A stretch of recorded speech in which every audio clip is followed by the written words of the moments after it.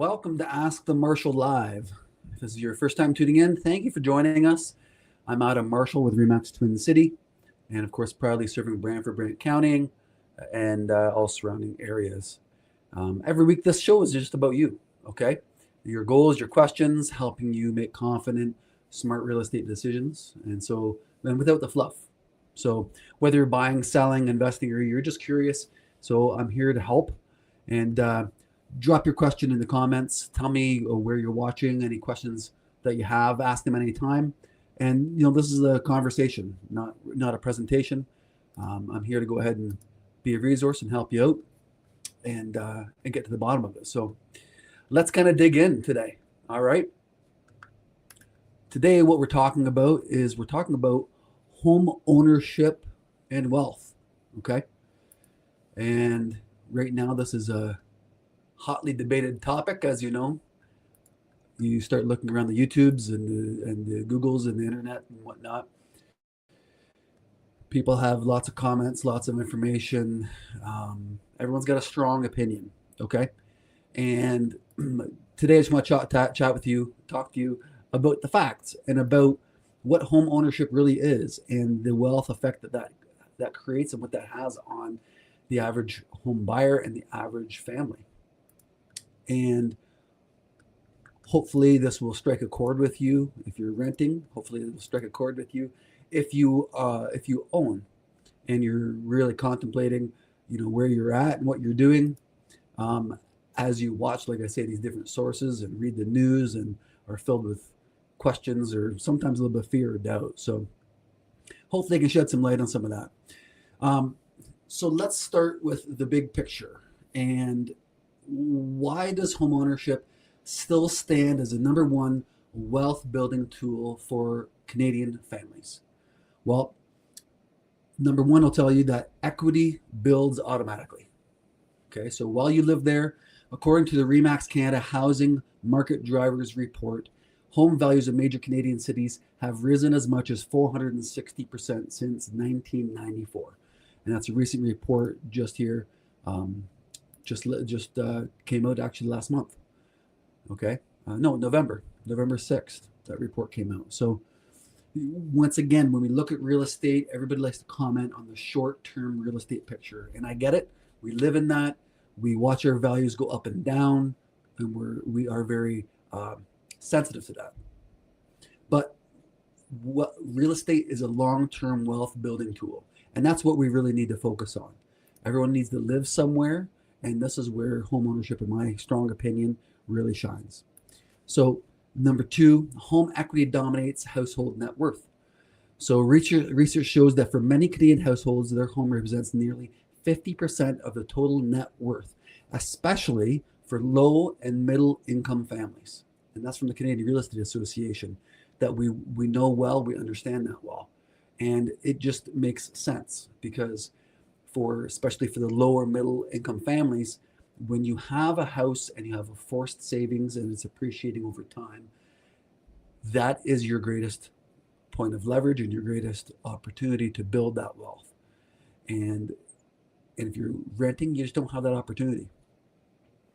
Obviously, higher net income individuals have other wealth building tools, and that is typically businesses, larger investments and things like that really accelerate for them. Now, there is a huge gap between owners and renters. So, for example, a Canadian aged between 55 and 64 years old, homeowners in 2023 had a median net worth of about $1.2 million, while renters had only about $43,000. Now, that's a huge gap of nearly between 10 to 30 times in some demographics. That is enormous. And while there's obviously risks for home ownership that many people see, if you're a renter, that is just a fact. You don't have that extra tool of wealth building that the average homeowner has. So 10 to 30 times the value, the amount of net worth. It's pretty staggering. Now, equity unlocks opportunity. A survey revealed that 24% of Canadian homeowners expect their home equity to fund at least some of their retirement. So we know this. We know that lots of Canadians are banking on the value of their home to fund their retirement for when they need it. Right, wrong, or indifferent, that's just a fact. That's what they're looking at. So, of course, the bottom line is that when you own a home in the right market, you're not just buying a place to live, you're planting a long-term wealth machine. And that's especially true here in Brantford Brant County and area, where affordability, access, and growth potentials still remain very, very strong. So I know we hear lots of reports coming from the GTA, and that's what a lot of reports really depend on, and the news sells. But real estate is, of course, a regional issue, and that's where we need to focus on, need to pay attention to. Whatever area you're in, if you're looking at and paying attention to national stats or regional stats, you really want to narrow it down to where you are in your city and what's happening. And some of the larger cities, your neighborhood, what's happening in the neighborhood, because that's going to start to tell you what is really, really happening. Okay. Let's talk. Let me give you a real life example. Okay. And many examples really of what I deal with on a daily basis. And so the typical path for a lot of homeowners is you're going to start with a modest home as a first-time home buyer. You're going to get into the marketplace. Doesn't have to be fancy. Doesn't have to be super special. But you got to start somewhere. Okay. And so you usually start with your first-time house. Okay. So let's say you start with a modest 3-bedroom home in our area or your area, and with the right pricing, staging, and market timing, that can obviously get sold. Okay. So the goal is that you get into a house, and then when you need to move up, when it's priced right, staged, it will sell quick. And then you can move into your larger home. Okay. Now the equity that you unlocked from your first house in that first sale becomes your down payment on the next one. So when you buy your first house, you get into that, you start paying it down, and it naturally will appreciate over time, and always has. We expect that it will over the long term. And then when you go to sell that house, you have built up equity through appreciation and through paying down the mortgage. Those two powerful factors. So once you have that, then when you go to sell, then you can take that locked in equity that's in your house now, and you can move that to your next home or your dream home. Okay. And that's why we talk about the buy, the build equity, and then the move up path. And that's it in action. That's how it works. So that's typical, and that's where a lot of people will start and build up from there. Now, another example of a way to do this rapidly and to go ahead and build your wealth is, say a homeowner has a house and they add in a legal basement suite or sometimes an accessory dwelling unit to their property. And that property or that unit brings in additional cash flow, and that reduces their carrying costs and increases the property's value. Okay. And so that same strategy obviously applies. So you are building the wealth, you're paying down the mortgage, the property is appreciating. Okay. And then it opens up your opportunities for moving into that next home, your dream home, we'll call it, moving up and getting into where you want to be. Okay. So it's an important path that we need to understand that you can take. So you can obviously buy it, live in it, build up the equity, get the appreciation, and sell it and move. Or in this example, add in an accessory unit somewhere. And then what we would do is we'd move on and we'd take the equity out of that home and buy your next house and keep the existing one. Okay. And that's how you go ahead and duplicate the process and expand your wealth. Now, let's talk about 3 wealth paths that we're going to dive into a little bit here. So the 3 major paths that we're going to talk about is, number 1, we're going to buy, and we're going to build equity, and we're going to move up. So we're going to start smaller, pay down the mortgage, use the appreciation, and then trade up. Okay. Your first home becomes the launch pad. And like I mentioned, that's where you're going to start. And that's where I always recommend for any first-time home buyer. We often go out and try to find the perfect or the right property. But at the end of the day, I just encourage them, we need to get into something. And so you may not find the most perfect property. You may not find the property that is in perfect shape, but get into something, because you got to start the path. You got to start the process. Okay. So once you're in the unit, then you go ahead and Ideally, what I like to recommend for people is you want to add in an income stream. Okay, if you can add in an income stream, be it a legal basement suite, a garden suite, or a duplex conversion, your home will start to pay you now. And that extra cash flow that comes in, it accelerates equity growth. Okay, so you can pay down your mortgage faster, you can improve the property in other ways, or it will also add in additional value in the house in many, many neighborhoods. Okay, once you have that and you're in that position where you've got that unit growing and building, then what we can do is we're going to leverage what you have. Okay, we're going to take that property, we're going to leverage it, and with discipline, you can use all that equity in the house and using a home equity line of credit, any type of bridge financing or additional financing. Then we'll be able to purchase your next property with that. Okay, we're going to turn your principal home into a wealth engine. So we'll keep the existing, we'll take the equity out, we'll move it forward into the new house. Okay, and that's really what starts to accelerate and move things forward for you. Okay, I know for a lot of people it doesn't always sound the sexiest, it doesn't sound exactly where we want to be, but this is a great opportunity, and it's not an opportunity that you want to overlook. Okay, and I have guarantees in my business that I like to support people with and use, and they work great. So with my guarantee of your home sold guaranteed, or I'll buy it, it's fantastic. And that way, when you have a house and you want to move up, I will give you a guarantee on your house with a closing date, and it will sell, and we can go out and buy your next house cash. And then, of course, if I have a property listed for sale that someone wants to buy from me and through me, if you buy that with me, then I'll go ahead and I'll make an offer on your house so you can buy that house cash. Okay, and that's designed to reduce the risk for you and position you to move up and move on and get along and get into a great deal. Okay, now in today's market, the smart movement isn't just to buy, but to buy strategically. Now, and that's where I'm here to walk you through the whole process. There are many steps in between. I like to be able to simplify it for you, but I'm here to support you and to make sure that you can move ahead confidently with little to no stress, and so you can get into your dream home. Okay,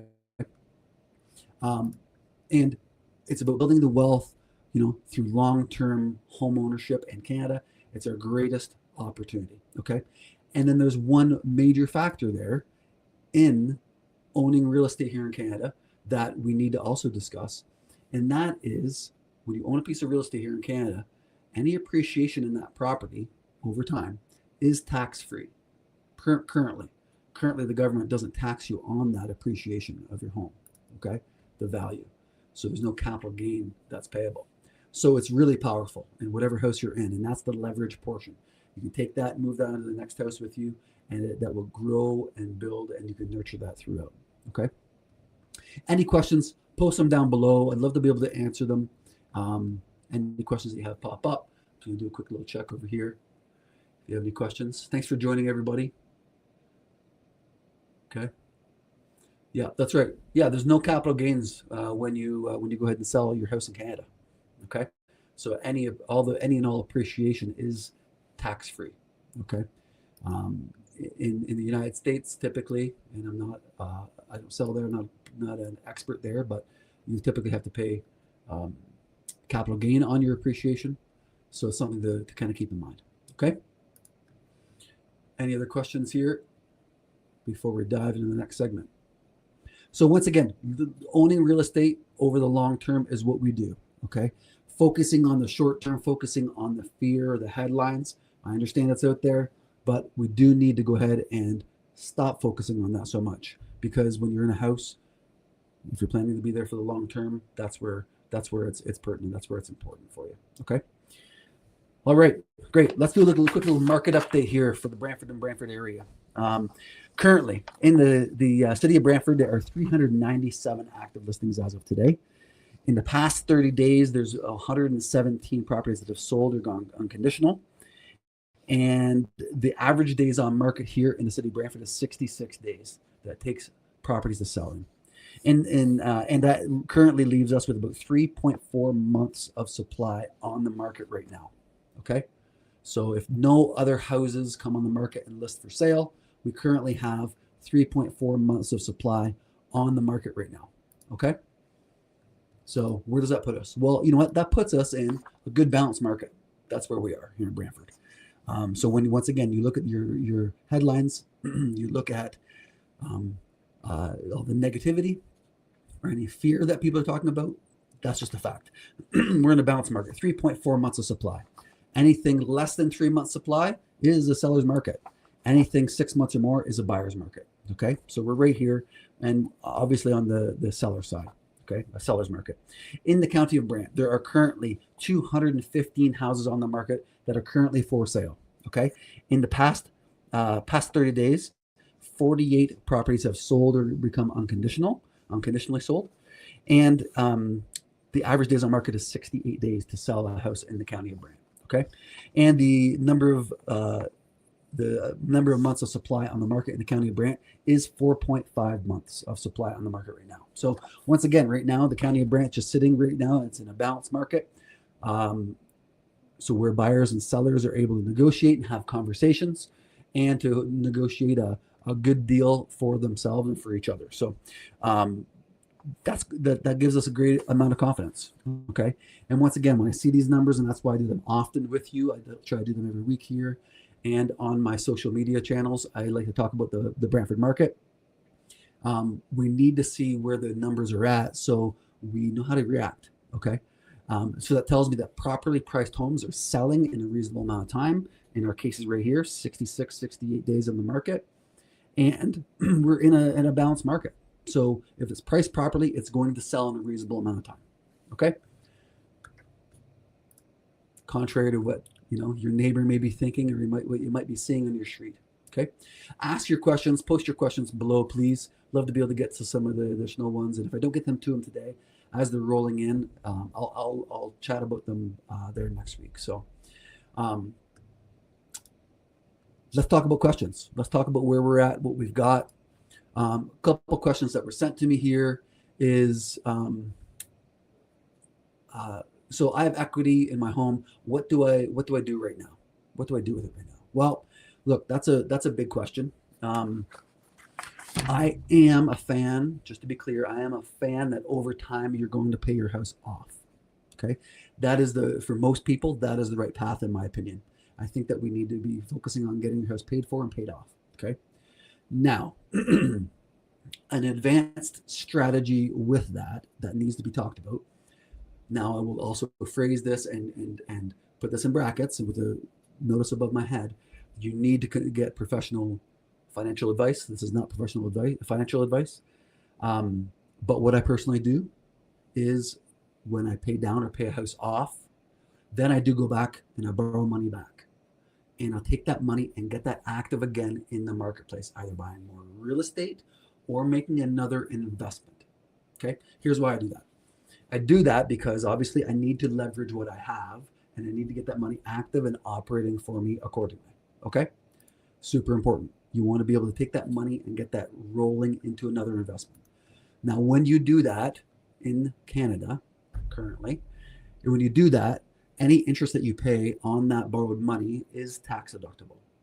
Okay? So in accounting world, essentially that money doesn't cost you anything because it will be offset by the income that you're generating on the next investment. Okay, so once again, you need to get professional accounting advice. This is not professional accounting or financial planning advice. I'm just telling you about what I do and what I like to focus on. So then I can turn, like I mentioned before in this earlier example, I can take one house and turn that into one, turn those two into four, turn those four into 8 over time. Okay, and then generate as much as I can and keep rolling that forward. That is my long-term plan. Okay, that is my personal plan. It may not be your plan. It may not be a good plan for you. For a lot of people, like I mentioned, I think you should probably pay your house off, get it paid for, and live with that and focus on other investments. That's, for a lot of people, that probably is good advice, but you need to get your own personal advice, your own personal consultant for that. Okay, and if you want to chat about it with me, I'd love to sit down with you, look at your exact particular example, and strategize with you and see how we can turn that 1 into 2, 2 to 4, 4 to 8. And so you can build wealth over time and change your grandchildren's lives. Okay. That's what I strongly believe. And I know that real estate can do is that you not only just change your own life, you will change how your grandkids can live. And that's my goal. I want to be able to give my grandkids something that I never had and give them more of what I did have. So just that's where I think with real estate, you have to be thinking long term. Stop looking at the short term news. Stop looking at the short term headlines. They're trying to sell newspapers and they're trying to get clicks to sell their advertising. I get it. It's a business model, but you do need to separate the two. Okay. Next thing, can I buy my next home before selling this one? Yeah, exactly. So once again, with my guaranteed sale program, I do that with people a lot. So if you have a house and you want to get moved on, you want to go to your next house, I will give you a guaranteed offer on your house, okay? Not just lip service, not words. I will give you a written agreement of purchase and sale on your house with a closing date, a firm closing date that you and I agree on, along with price. And once you have that, then you can go out and purchase and shop for your next house cash without any conditions, okay? And so I just like to encourage people. I can promise you, if you start searching and buying a house in this market right now, and you can make cash offers without any conditions, I promise you, in most cases, you will be able to save a lot of money. Okay, and that's the goal. That is certainly the goal. I want to be able to see you save a ton of money. I'll give you a guaranteed sale on your house, and we can move forward confidently. And that's how those two work together for my guaranteed sale program. Works awesome. I love doing it, and it's really works great. Just works great. So I can explain it some more if you want to sit down face to face and in depth into your particular circumstance and put some numbers to that. But that's generally what you can do and what I encourage. Okay. Another question that came in here that was sent to me is a basement suite worth it in Brantford Brant County? Okay. Yeah, of course. I mean, that's a very common method right now, is adding in additional suites or additional units into your existing home. Something I highly encourage. And when I first started buying real estate, when I first broke into the market, that's what I did. I mean, I didn't, not first, but what I did is I actually buy a triplex. So I bought a house that had 3 units in it. Okay, upper, lower, and back unit. Well, I live in the back unit. The back smallest unit is where I lived back then. Back way in the days, back then, I was a bachelor, and actually dating my wife. But I was a bachelor that lived in that 1-bedroom apartment, and I loved it. And while I lived there, the property paid for itself.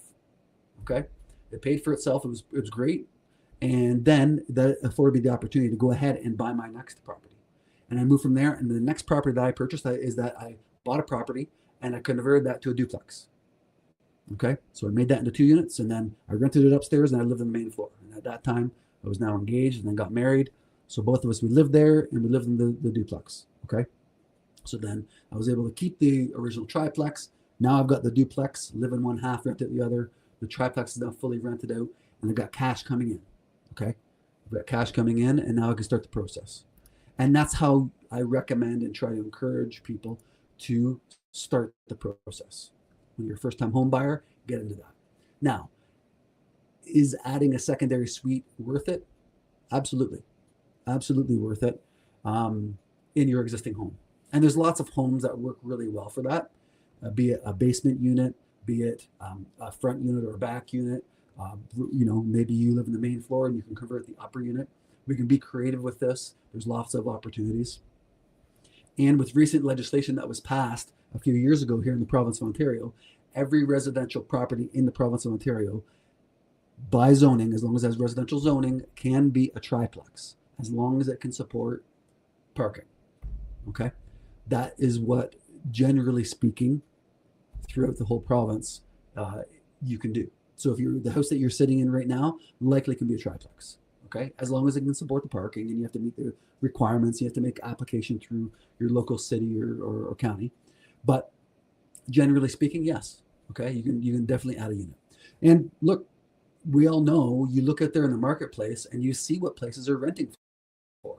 Okay, you just have a look in your, on Kijiji, on Facebook Marketplace, and wherever. Just go see what a 1 or 2 bedroom apartment is renting for right now. Okay, with or without utilities. Just check that out, and just that, let me ask you: would you like to have that money coming in every month on a recurring basis for eternity, for as long as you want? Right? Would you like that coming in? For a lot of people, yes. uh, a lot of people obviously, will say, yes, it's a great idea. An extra couple grand coming in a month, an extra $1,000 a month coming in for sure will change your financial picture today and will change your financial picture over the long term. Like I say, you hold that property, you don't have to sell it, keep it forever, and it will change your grandkids' lives. Okay, so is it a good idea? Absolutely, absolutely. And let's face it, nowadays we live in big houses. I mean, I was raised in a house that was about 950 square feet, 3 bedrooms, 2 stories. 6 people lived there, 1 bathroom. Okay, back then that was pretty normal. Like everybody I grew up with and hung out with in the old neighborhood of Homedale. I mean, that's what everyone had. Few people had 2 bathrooms. If you had 2 bathrooms, you were pretty special. Now, it's the norm. A lot of people expect to have minimum 2 bathrooms, and our houses are much larger now. The average house that sells across the price ranges is about 1,500 square feet. 13 to 15, and you see how builders build them. That's where they start. They start at 1,300 square feet and go up usually. So that's our standard. Now, there's generally a lot of room. Okay, and the majority of homes that are out there do have full unfinished basements. Well, that could be a unit like that, just a snap of the fingers. Hire the right contractor, get the right advice, turn that into a unit. Yes, it costs money, but you can take the money out of the equity of your house to convert that unit, and then you can turn maybe that $60,000 or $80,000 renovation into $2,000 a month. $60,000 to $80,000 renovation you can turn into $24,000 a year in income or more. That sounds like a great deal. Quick numbers is you can take that $60,000 to $80,000 and you can recoup all that money from the investment within 3 or 4 years. Name another investment that you're currently investing in right now that is going to go ahead and return, let's say that 25, 30% return for you every year and an annual basis. Few people can say that they are doing that and they're producing that. I know that some people are and are doing that regularly, obviously, but majority of people are not. Majority of people are probably just putting their money in the S&P or the equivalent and getting your 8 to 10% a year and just hoping and praying. Well, you add in an accessory unit into your house, game changer, absolute game changer. Okay. If you're thinking about buying or selling, obviously ask me anything. I'm here as a resource. I'm here to go ahead and give you a strategy, and I'd love to do an in-home consultation with you if you would like, either that being a pricing strategy or a marketing strategy for your house. Whatever you're thinking, I'd love to be able to give you an idea. And if you're looking to buy, of course, let me know. You can DM me with my asking for a copy of my home buyer's guide. I'd gladly get that out to you and send that to you so you have that. Okay. Just text me, DM me wealth below, and that way you'll have a copy of that. Okay. Once again, I always like to mention before I close out, go ahead and mention I'm a proud supporter of the Brantford Busing Center. Okay. If you don't know who the Brantford Busing Center is, it's something that's nearest and dearest to my heart, and they're feeding families every day on average about 150 meals a day here in the city of Brantford. So every time I go ahead and help someone buy or sell a house, a portion of my proceeds I donate to the Brantford Busing Center. So I encourage you to support them. I will send you a link below if you're able to support them. They're doing some great work. Check them out. And especially in this time, this economic climate, a lot of people are in some grave need, and they will go there for meals, and I'd love to be able to help them get the support that they need. Okay. Once again, your home will be sold guaranteed, or I'll buy it. I'm here to help you, here to strategize, to help you figure it out. And of course, I've got thousands of buyers in my database, so your home may already be sold. Okay. If you're thinking about selling, give me a call. I could probably have that sold for you right away. As always, follow me on Facebook, Instagram, TikTok, YouTube. Like and share and comment. I love it. I appreciate it. Thank you very much for joining. Once again, Ask the Marshall Live. Submit your questions. We'll add them to the list for next week, and we'll get to them. Hope you have a great week. And as always, we'll talk soon. Have a good week.